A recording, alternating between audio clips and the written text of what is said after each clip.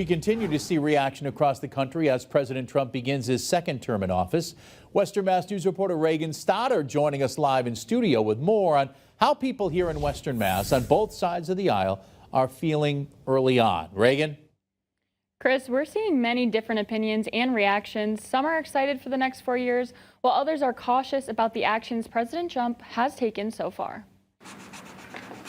Following his inauguration ceremony on Monday, President Trump got to work signing several executive orders, from suspending the TikTok law that would have banned the app to pardoning 1,500 people from the January 6 riots and declaring a national emergency at the southern U.S. border. Western Mass News spoke with people from the right and left. While they don't agree on many issues, there is one area they find common ground. Richard Howell, a Trump-Vance Massachusetts campaign advisor, tells us he doesn't remember ever seeing as much Republican activity as there is now in Massachusetts. President and his team, including Tom Homan, they're going to get a lot of support from us.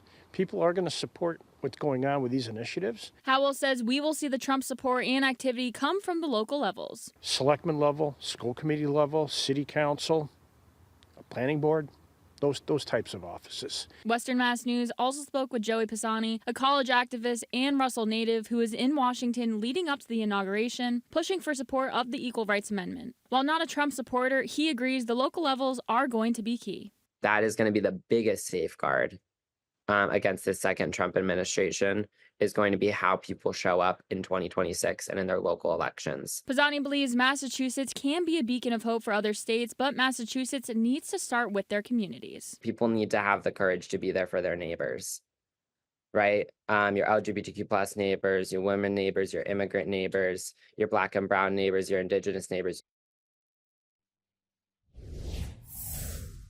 In the next 100 days, President Trump plans to sign even more executive orders than the 100 executive orders he already signed on his first day in office. Reporting live in studio, Reagan Stoddard, Western Mass News.